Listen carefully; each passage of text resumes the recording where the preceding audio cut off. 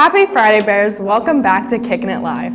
Coming up, we look at community school, our ice hockey Bears, and an update with construction and our favorite biking teacher. Miami Trace Local School District is closed today due to a high volume of influenza B cases.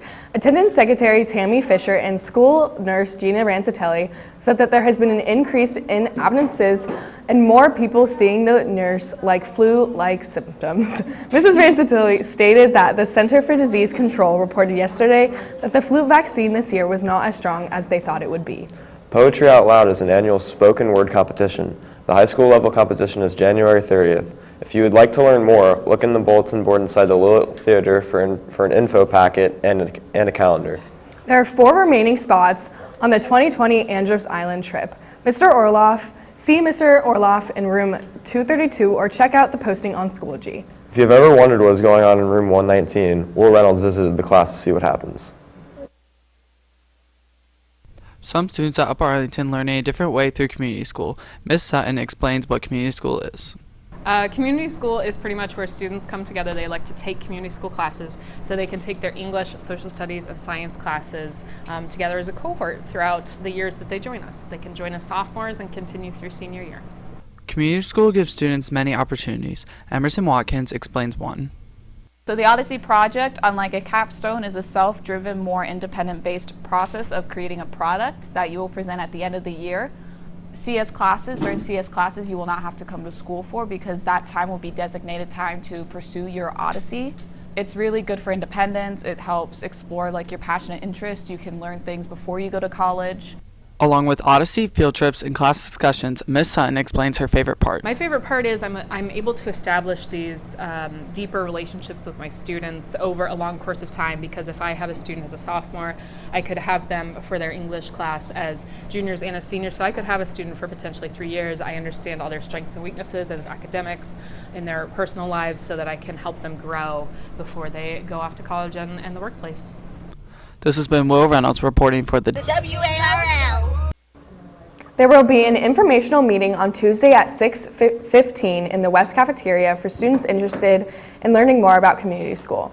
Attendees will have an opportunity to meet with and ask questions of the program teachers and student leaders. And now Sydney and Ava on sports. Welcome to sports. Our wrestling Bears had a meet last night against Central Crossing. The Bears won 59-23. Their next meet is on Thursday versus Marysville. Girls basketball won Tuesday night against Hilliard Bradley 39-30 at their annual Faculty Appreciation Night. Players give the teacher of their choice a flower and a t-shirt to show their gratitude. This game tied up their record. It is now 7-7. They have an OCC game tonight away against Central Crossing. Boys basketball lost Tuesday night against Bishop Hartley 46-49. Their record is now 6-7 and they have a home game against Central Crossing tonight. On Saturday, the undefeated Hockey Bears won 7-2 against Olentangy Orange. On Sunday, they won again 5-1 against New Albany. Jessica Stelzer reports more. Upper Arlington Hockey has an undefeated season as of now with a record of 24-0. Duncan McDonald reports on how the season has gone so far. Haven't lost a game. Haven't lost. That's a plus. Kind of 24-game win streak so far. Got a big tournament this weekend, and hopefully we'll take care of business there. The team's goalie, Garrett Alderman, gives his thoughts on how they will do in the upcoming tournament. We've won 3 of our 4 tournaments so far, and hopefully make a clean sweep and win our 4th, 4 out of 4. With this winning streak, the boys have gotten pretty close and come up with some post-game traditions. Usually we hit up cans. We get the buy one, get one freeze when we win. So. Always hitting up cans. Yeah, it's packed. If you're not there, I don't know what you're doing. Yeah, and we're always all the buttes on the team are there, so you should probably pull up. This has been Jessica Stelzer reporting for the WARL.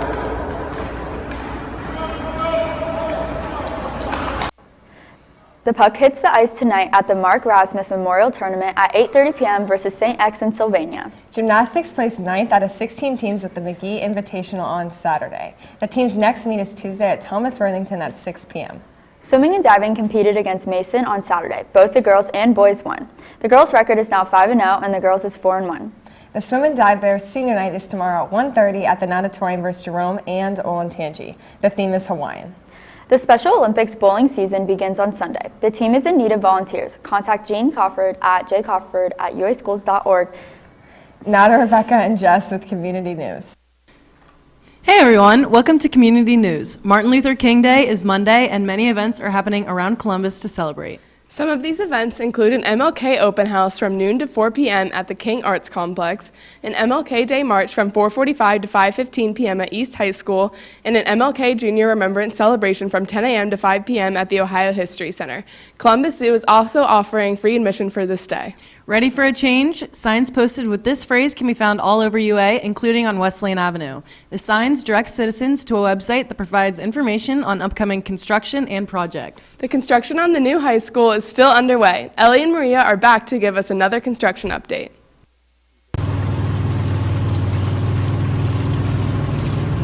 Progress has been made on the new high school despite obstacles like wind, rain, and mud. Well, welcome back to the high school construction site. We're standing right by the front entrance here, and we've made a lot of progress since we've last visited the site. On the academic wing, the first, the second, and the third floor is about 60% done with the concrete floors all being poured, and Rosilli continues to pour concrete floors throughout the rest of the academic wing. You're seeing a lot of steel has been put in place. The auditorium is starting to take shape and making a lot of progress on the underground plumbing throughout the whole building. And so lots of progress here since we've last visited the site, and really excited about the high school coming together. This has been Maria Manessi and Ellie Hartrift reporting for the WARL. All construction sites throughout UA continue to be on time and on budget. Maria and Ellie will keep giving us updates throughout the year. There is a college planning meeting on Wednesday at 7 p.m. in the UAHS auditorium. Fairy Godmothers, an organization that offers free prom dresses, is coming to school on Tuesday. They'll be outside the East Cafeteria if you'd like to get involved. Taylor Swift officially revealed her Netflix documentary, Miss Americana, and will be released on Friday, January 31st. This documentary will follow her life over the course of several years of her career. Whitney Houston, Notorious B.I.G., Depeche Mode, Nine Inch Nails, T-Rex, and the Doobie Brothers will be inducted into the Rock and Roll Hall of Fame in Cleveland for 2020. And now to special reports with Tad and Mr. Silliman. Thanks, Rebecca. Good morning, Bears, and welcome to Special Reports. I'll be reporting live from a location around the school or UA every other week for the remainder of the third quarter. This morning, I'm taking a trip to room 203 to talk to the biking legend, Mr. Silliman. For the last 18 years, Mr. Silliman has been riding his bike to school as often as he can. Rebecca reports more. If you've ever considered riding your bike to school, math teacher Mr. Silliman has been doing it throughout his years of teaching UAHS. And I find if I don't incorporate exercise into my day somehow, it's just part of my transportation to school, that I have a really hard time finding time for it in other places. As well as making an environmental impact, Mr. Silliman has made a strong impact on his students. My favorite thing that Mr. Silliman does is probably that he structures his lessons, and he certainly encouraged me to work harder and to understand, the value of going above and beyond on tests. Mr. Silliman loves getting his students involved, including telling jokes on Fridays and pulling from a student joke box on Wednesdays. He also encourages them to help him fundraise for the Pelotonia. About 6 years ago, I started riding in Pelotonia. My grandfather had cancer and was treated at the James, and so I was looking for a way to kind of give back to them for the amazing care that they provided for him. The class that fundraises the most money gets to decide what Mr. Silliman shaves his beard into. I get to wear it one day out of the school year, and it's tremendously embarrassing for me, but I think the kids really enjoy it. This has been Rebecca Murray reporting for the WARL. Welcome back. We are now in Mr. Silliman's AP Stats room. How are you this morning, Mr. Silliman? I'm doing really well. Thanks for asking. Of course. Yeah. First of all, did you ride your bike to school this morning? No, I kind of wussed out this morning. It was a little bit too cold, and I had some errands to run after school, so I drove. Happens to the best of us. All right, well, how many times a week would you say you ride your bike to school? When the weather's really nice, I go maybe 4 or 5 times. This time of year, maybe 2 or 3. Okay.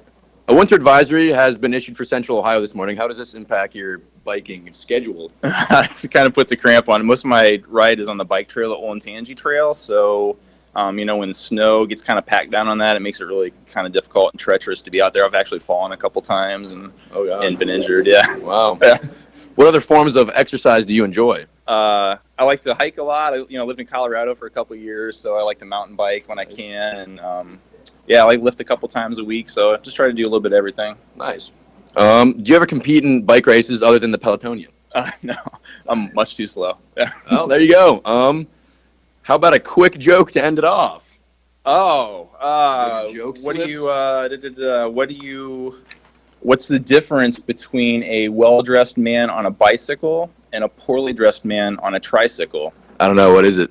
Attire. Oh, well, you heard it here first, folks. Thank you, Mr. Silliman, for being on the show today. And now, back to Maine. The Recording Academy is without a president just 10 days ahead of the 62nd Grammy Awards. Recording Academy President and CEO Deborah Dugan has been placed on administrative leave after 6 months on the job following a misconduct allegation. Performances at the Grammys were announced this week featuring artists like Billie Eilish, Tyler the Creator, and Demi Lovato. The Grammys take place on January 26 at 8 p.m. On Monday, we have no school due to Martin Luther King Jr. Day. This day is a federal holiday following on the third Monday of every January. While celebrating King's birthday, the day also honors his legacy and shines a light on the civil rights movement. The holiday was approved as a federal holiday in 1983, becoming the first federal holiday honoring an African American. Next week, we will take a look at Johnny's Cups of Kindness, Welcome to My Crib Locker Room Edition, and Swimming and Diving Senior Night. That is all for this week, Bears. Enjoy your 3-day weekend.